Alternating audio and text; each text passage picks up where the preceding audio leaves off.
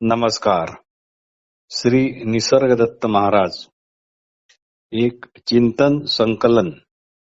भाग 15. भाग 15. श्री निसर्गदत्त महाराज यांना एक प्रश्न विचारण्यात आला.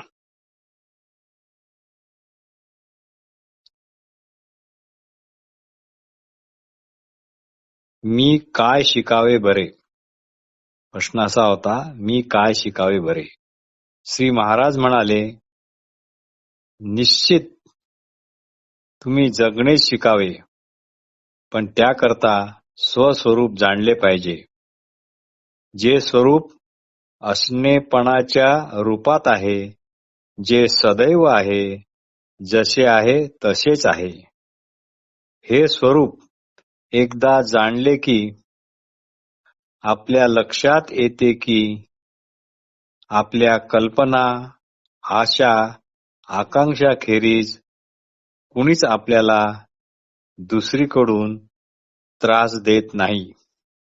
आणि हा समज आला की इच्छा, भीती, पूर्वधारणा याकडे आपोआप दुर्लक्ष होते. एकदा हे कळले की आपल्या जाणीवेच्या आरशात असंख्य प्रतिमा प्रगट होतात आणि मावळतात सुद्धा, पण केवळ आणि केवळ स्मृतीच्या प्रभावामुळे त्या पकडल्या गेल्यासारख्या फक्त वाटतात आणि त्यांच्यात सातत्याचा भास होतो. पण सगळ्या स्मृती ह्या ठिसूळ पायावर उभ्या असतात. अशा या ठिसूळ पायावर वैयक्तिक व्यक्तिमत्वाची इमारत सुद्धा उभी आहे. अशा या ठिसूळ पायावर वैयक्तिक व्यक्तिमत्वाची इमारत सुद्धा उभी आहे. अशा ठिसूळ, अस्पष्ट, स्वप्नवत अशा आधारावर वैयक्तिक अस्तित्वाची समज उभी आहे आणि अशा या नीरस गैरसमजुतीमुळे शुद्ध जाणीवेची न बदलणारी स्थिती वारंवार अस्पष्ट होत राहते. गतकाळ व भविष्यकाळ हे फक्त आणि फक्त कल्पनेतच आहेत. ज्याला आपण जग म्हणतो ते आपापले चिंतन किंवा आपापल्या कल्पना, पूर्वधारणा असल्यामुळेच जागेपणी स्वप्न पाहण्यासारखे व्यर्थ आहे. खरे म्हणजे असे स्वप्न हा तुमचा प्रश्न नाही. खरे म्हणजे असे स्वप्न हा तुमचा प्रश्न नाही. तुमचा प्रश्न हा आहे की तुम्हाला आपल्या या स्वप्नाचा एक भाग आवडतो. तुम्हाला आपल्या या स्वप्नाचा एक भाग आवडतो आणि दुसरा भाग आवडत नाही. एक तर तुम्ही सर्वच चांगल्या वाईट भागांचा स्वीकार करा किंवा दोघा चांगल्या वाईट भागांना स्पष्ट नकार द्या म्हणजे झाले. आणि प्रत्येक अनुभवात मात्र स्थिर काय आहे याचा मात्र शोध घ्या. प्रश्न: हा स्थिर किंवा टिकाऊ भाग कोणता? हा स्थिर किंवा टिकाऊ भाग कोणता? यावर श्री महाराज म्हणाले, मी त्याला कितीही निरनिराळी नावे सांगून तुम्हाला समजावून सांगितले तरी त्याचा काहीही एक उपयोग होणार नाही.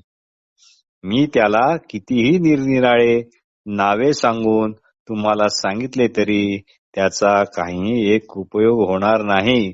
कारण प्रथम पाहण्याची आणि समजण्याची कळकळ हवी, त्यामुळेच क्षमता येईल. अंधुक दृष्टीचा माणूस झाडावर पाना फांद्याच्या आड लपलेल्या पोपटाला पाहू शकणार नाही. फार तर तो पोपट दाखविणाऱ्या बोटालाच फक्त पाहू शकेल. टक लावून प्रयत्नपूर्वक पाहण्याऐवजी अगदी सहज पाहावयास शिका, मगच पोपट दिसेल. पण पोपट पाहण्याची मात्र कळकळ हवी. तळमळीशिवाय काहीही करता येत नाही. प्रश्न: मग ही तळमळ मी स्वतःच्या ठिकाणी कशी निर्माण करू? मग ही तळमळ मी स्वतःच्या ठिकाणी कशी निर्माण करू? यावर श्री महाराज म्हणाले, तुम्ही तुमच्या मानसिक अवस्थांना पसंत नापसंत असे ठरवता. तुम्ही तुमच्या मानसिक अवस्थांना पसंत नापसंत असे ठरवता, म्हणून कुठल्याही मानसिक अवस्थाशी असहमत राहा. म्हणून कुठल्याही मानसिक अवस्थांशी असहमत राहा आणि स्वतःला निश्चयपूर्वक बजावित राहा की तुम्ही अर्थात तुमचा असणेपणा म्हणजे या मानसिक अवस्था नाहीत. म्हणून आपण आपल्या असणेपणाचे अवधान ठेवा. स्वतःवर नजर ठेवा. त्वरित फळ मिळेल अशी आशा बाळगू नका. मग अगदी नकळत तुमच्यात बदल घडून येतील. कारण सध्या तुम्ही जसे आहात ते केवळ तुमचे अवधान नसल्यामुळेच आहात. आणि जो बदल होत राहील तो मात्र अवधान असल्यामुळेच होईल. केवळ एका अवधानामुळे इतका फरक पडतो याची खात्री बाळगा. केवळ एका अवधानामुळे इतका फरक पडतो याची खात्री बाळगा. अवधानाचे महत्व कमी लेखू नका. यातूनच शुभाशीर्वादांचा उगम होईल. तुमच्या जीवनातील सर्वात मोठी व महत्वाची गोष्ट म्हणजे तुमचा आहेपणा किंवा तुमचा असणेपणा. स्वतःकडे तुमचे एकमुखी लक्ष असू द्या. स्वतःकडे तुमचे एकमुखी लक्ष असू द्या. प्रश्न: पण मी स्वतःला कसा जाणू शकतो? कारण स्वतःला जाणण्यासाठी मी स्वतःपासून वेगळा असणे जरुरीचे आहे. पण जे असे माझ्यापासून वेगळे आहे ते तर मी असू शकत नाही. मग हे व्हावे कसे? मी स्वतःला जे समजतो तेच जाणू शकतो ना? यावर श्री महाराज म्हणाले, अगदी बरोबर. तुम्ही आपला चेहरा पाहू शकत नाही. तुम्ही आपला चेहरा पाहू शकत नाही. आरशात केवळ चेहऱ्याचे प्रतिबिंब पाहिले जाते. त्याप्रमाणे तुम्ही शुद्ध जाणीवेच्या निर्मळ डाग नसलेल्या आरशात केवळ प्रतिबिंबित झालेली प्रतिमाच पाहू शकता.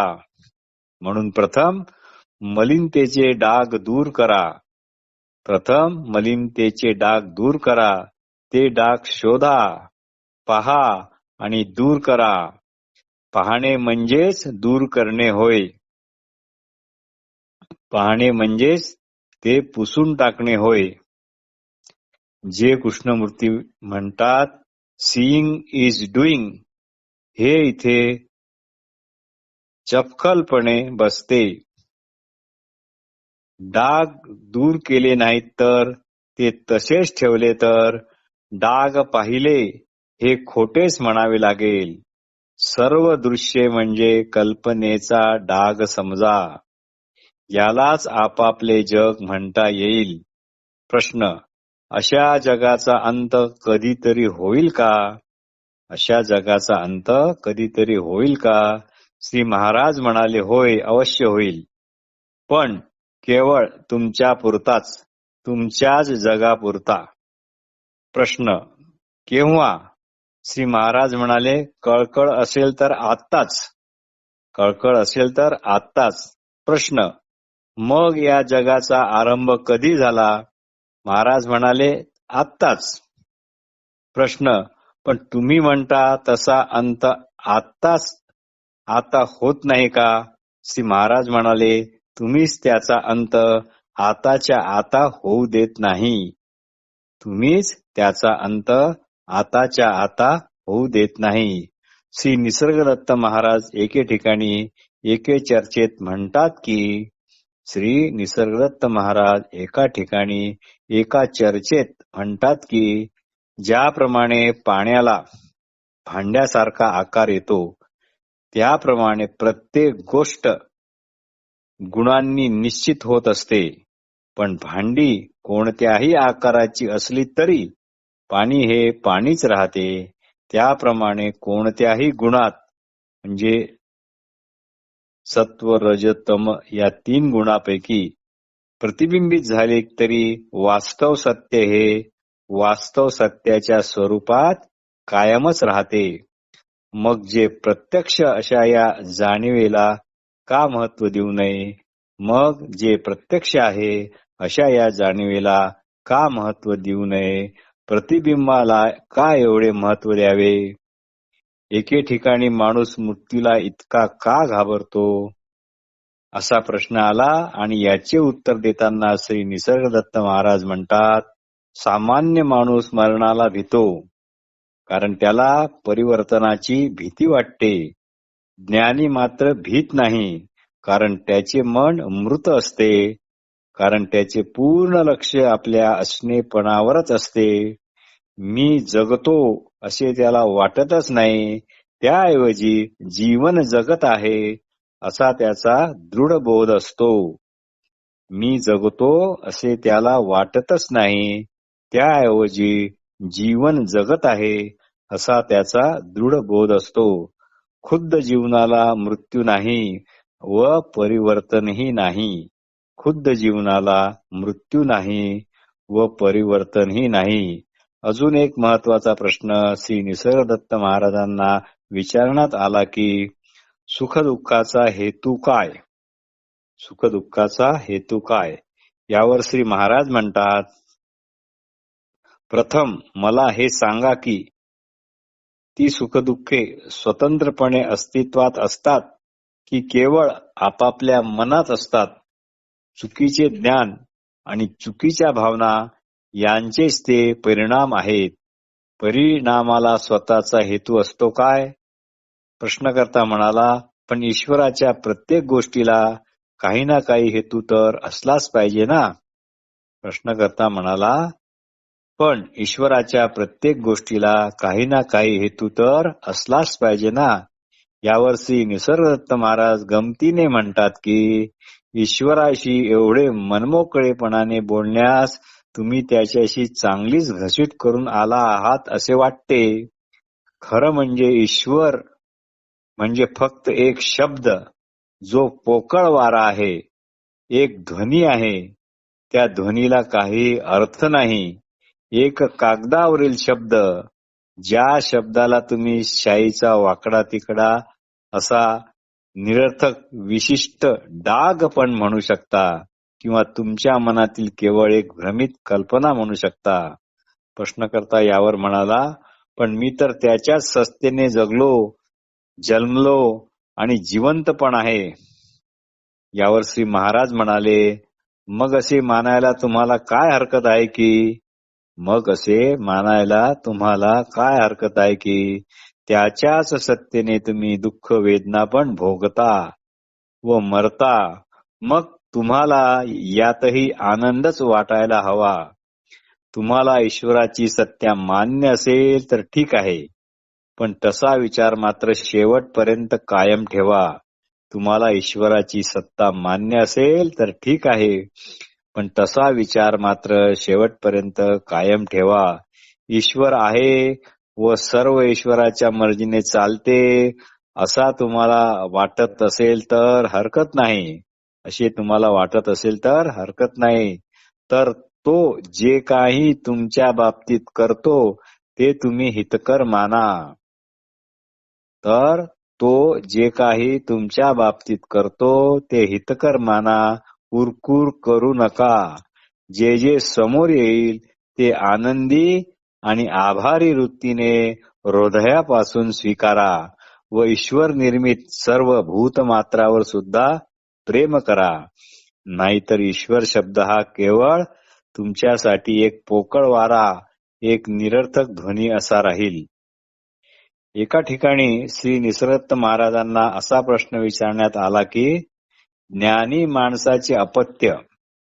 माणसाचे अपत्य जर अकाली मृत्यू पावले तर त्याचा दृष्टिकोन कसा असतो? महाराज म्हणाले, काहीही झाले तरी त्याच्या ठिकाणी कडवटपणा येतच नाही. जन्म होणे, आजारपण, मृत्यू हे सर्व नैसर्गिक आहेत, पण त्याचे भय वाटणे मात्र अनैसर्गिक आहे. पण त्याचे भय वाटणे म्हणजे अनैसर्गिक आहे. कारण जेव्हा त्याचा सत्य म्हणून स्वीकार केला जात नाही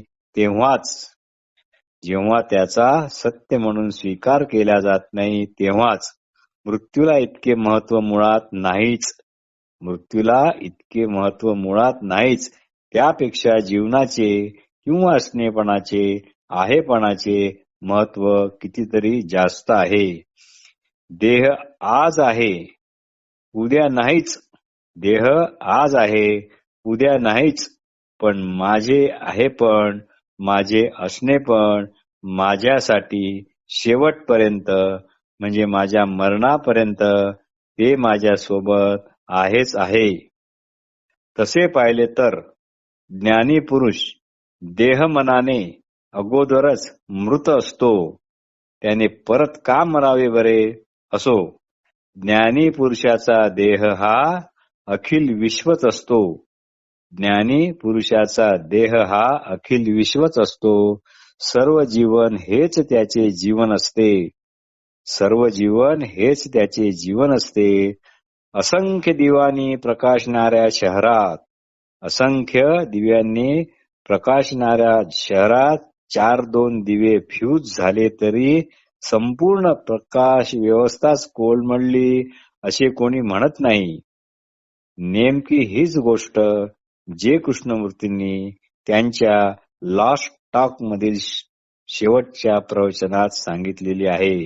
ते म्हणतात, तुम्ही एखाद्या दुसऱ्या पक्षाला मारू शकता, पण संपूर्ण पक्षांना मारू शकत नाही. त्याप्रमाणे एखाद्याच्या मृत्यूमुळे समग्रतेवर काही म्हणजे काहीच परिणाम होत नाही.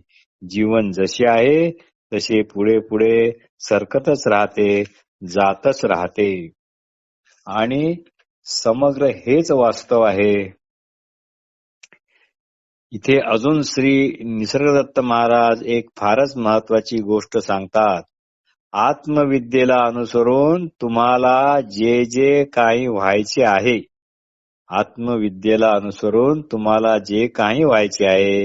ते तुम्ही अगोदरच आहात एवढे मात्र नक्की.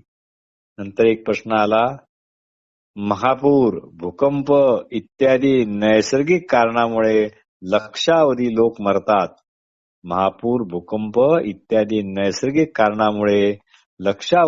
मरतात. तेव्हा मला त्याचे काही विशेष दुःख वाटत नाही. पण जवळचा एखादा मेला किंवा मारल्या गेला की मग मात्र त्याचे फार मोठे दुःख होते. जे अपरिहार्य असते त्यामध्ये एक तऱ्हेची भव्यता असते आणि तिथे आपला नाईलाज असतो. पण दुसऱ्याचा मृत्यू, जर एखाद्याचा मृत्यू टाळण्यासारखा असेल पण तो टाळता येत नाही, त्यामुळे दुःख होते. यावर महाराज म्हणतात, जे घडायचे तेच घडते, नैसर्गिक असो किंवा मानव निर्मित असो. त्याबद्दल विभागणी करण्याची व दुःखी होण्याची मुळीच गरज नाही. प्रत्येक घटनेत अखिल विश्वाचे जीवनच